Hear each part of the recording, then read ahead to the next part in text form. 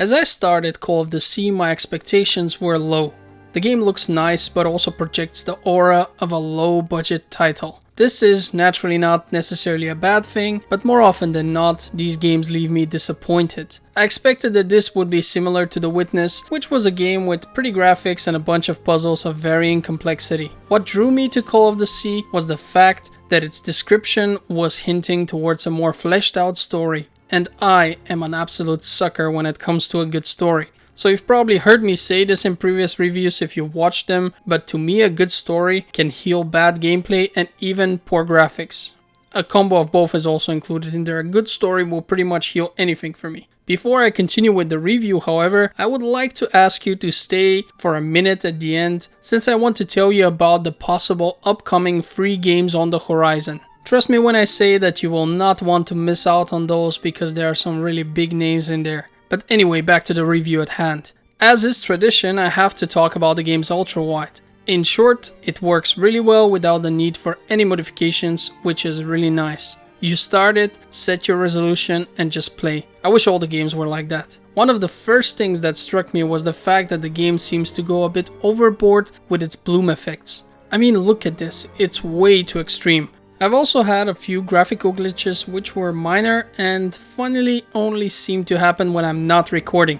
They were not really affecting the game in any significant way, and most people will probably not even notice that a bush disappears when you look at it at a certain angle. That's just one example of the things that happen. The game's protagonist moves really slowly. This is not that terrible since the maps are small and the distance is short, but especially at the beginning it was very annoying and took some time for me to get used to it. You can run by holding the shift button, but it feels more like a light jog than a proper run, and you do have to hold the button. I checked, but unfortunately it appears that there is no way for you to toggle the running to just one press so that you wouldn't have to hold the button the whole time, and since there is no such option, I was forced to hold the shift button for my whole playthrough. Another thing that bothered me instantly was the fact that every character movement, including the camera movement, feels like it's generating momentum. This means that when you stop moving, whether it's just because you were moving forward by holding the W key or you stop moving your mouse because you were looking at something, the game seems to continue for about a centimeter in the direction of the last movement. It seems like it's almost as though you're moving on ice. And that applies to your vision as well. It's very weird. This is minimal, but yet another thing that takes a while to get used to. It feels like it might be a side effect of developing the game for consoles first and then porting it over to the PC. These kinds of control issues happen when gamepad controls are poorly translated into a keyboard and mouse option, but I can't be sure of it. As you start moving around the first map, you will realize two things. First, the game's maps are really small. Second, they are extremely linear. It felt as though I was playing a game that's on rails. The game does offer the occasional possibility to unlock a shortcut, since some of the maps have a circular shape and you will need to backtrack for many of the puzzles. The first time I saw that, I thought that it will be a more relevant thing to do, like you would make more use of this shortcut, but it really isn't utilized more than a few times. While it is still useful and a nice thing to add, I feel like this could have been done better. What's unfortunate though is the fact that some of the shortcuts involve ladders. And let me tell you about ladders in this game. If these levels were not so small, I would actually assume that those ladders are hiding loading screens. When considering how long it takes to use one in any direction, it's infuriating to use them and they have to be used way too many times through your playthrough. I actually stood and counted the segments of the ladder because I had the suspicion that the game is actually making you go down or up longer than the ladder actually is, basically really hiding a loading screen in the background. But I counted and that's not the case. It's just your character is so slow that it feels grueling climbing them in any direction. The game's relatively short and took me about 6 hours in total to complete, and you have to consider that I am generally not good at these kinds of games. In my opinion, the ladders might be a way to slow the player down in order to make it seem like the game is longer by wasting the player's time. Because I can imagine some really good players to easily beat this game in 4 hours. The ladders were also the source of the only game-breaking bug I encountered. I got stuck on one and could not move anymore. There's an animation when using a ladder and the character froze in the middle of that animation, so I had no choice but to restart the game. Luckily it autosaves frequently and I had lost about 2 to 3 minutes at worst. Yet another reason to hate those ladders though. The game's looks are overall nice enough, although the style of graphics does not always work, and here I am torn between liking and disliking it. Look at the footage and draw your own conclusions. In this case, the art style is really subjective. Some really love it, others absolutely hate it. I'm somewhere in the middle.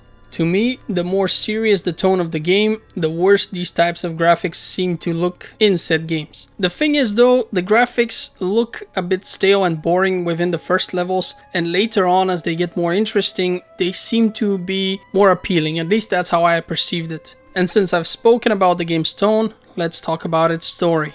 Almost all the voice acting here is in the form of narration from our heroine, who's called Nora. She is suffering from some kind of a strange sickness which causes diverse symptoms, the most obvious being the strange spots on her hands. This motivated her loving husband to travel around the world in search for a cure. After reaching an island, he seems to have disappeared. Our character receives a cryptic letter from an unknown sender with a key attached to it and the location of the island. This is how the game basically starts. You solve various puzzles as you follow along the steps of your husband's expedition and find more and more clues as to what transpired there. The voice acting is actually quite decent, although a bit bland at times. On the one end, our protagonist expresses her strong love for her husband on several occasions. On the other, she seems very calm when she starts unveiling what happened and understands that her husband might be in serious danger or worse. That felt a bit strange. It's true that the game is trying to tell a deeper story here and the husband is only a small part of a larger picture. However, as a happily married person myself, I feel as though her behavior was simply not believable. On several occasions, she reads about a woman who is closely working with her husband and her narration is positive instead of any kind of jealous or suspicious one, which is just unrealistic. I mean, let's face it, your husband has been gone for months and is on a deserted island with a small crew working very closely with a woman while you're sick at home. In my opinion, any woman would feel slightly insecure in that situation and perhaps feel some jealousy, even if it turns out that it was not justified. It just seems like a normal human response in such a situation. Not to mention that she'd be worried about her husband's safety from the information she's gathering. Nora, on the other end, seems pretty cool about everything.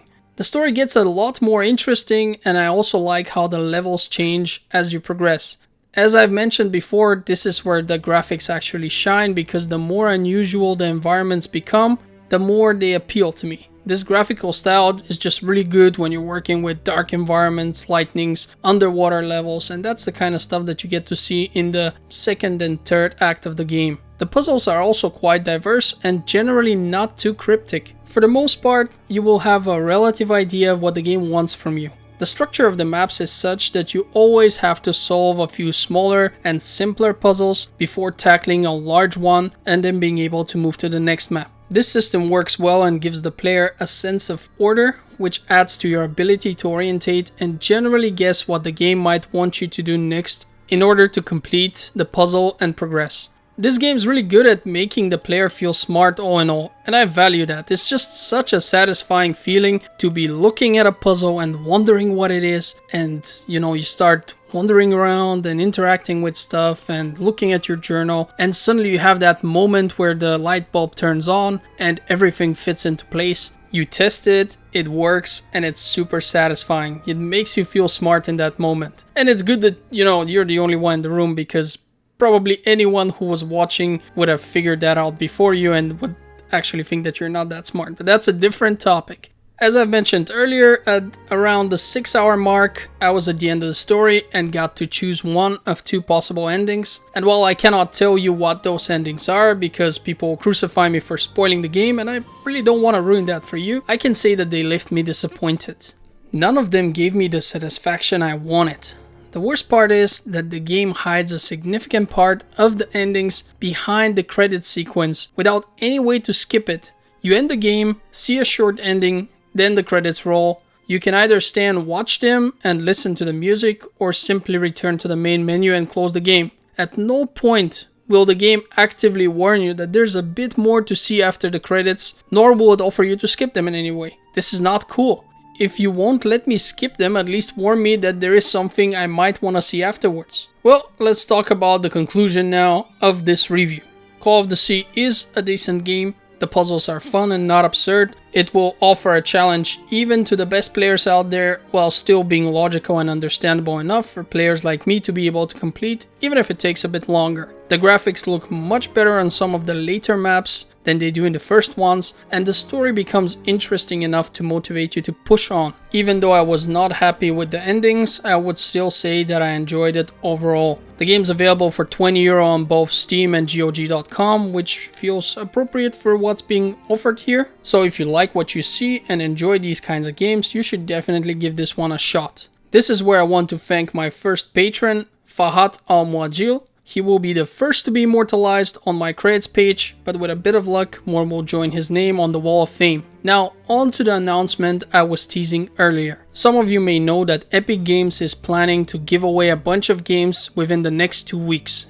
It's going to be a different game every day, and the list of games has been leaked, which got me super excited because those are some awesome games. It's not 100% certain that this list can be trusted, but past leaks have always been reliable. In any case, go to my Patreon account where I publish all the free games I find for more information. I've made a post today with the list of leaked games, and they are all awesome and normally quite expensive. A few examples are Horizon Zero Dawn, Resident Evil 7, Monster Hunter World, and a bunch of other awesome titles. You gotta imagine there's gonna be a single game for only 1 day, so you gotta act fast. It's always going to be an awesome game, and it's going to go for 2 weeks. You'll find the full list of games on my Patreon account, as I've mentioned, the link to which is in the description of this video. You don't have to donate to be able to see my posts, they are public, and keep looking at them so that you can figure out when the next free game is available and where. With that being said, I would like to thank you for watching my videos, and I hope to see you on the next one. Until then, have a great day. Is that a house?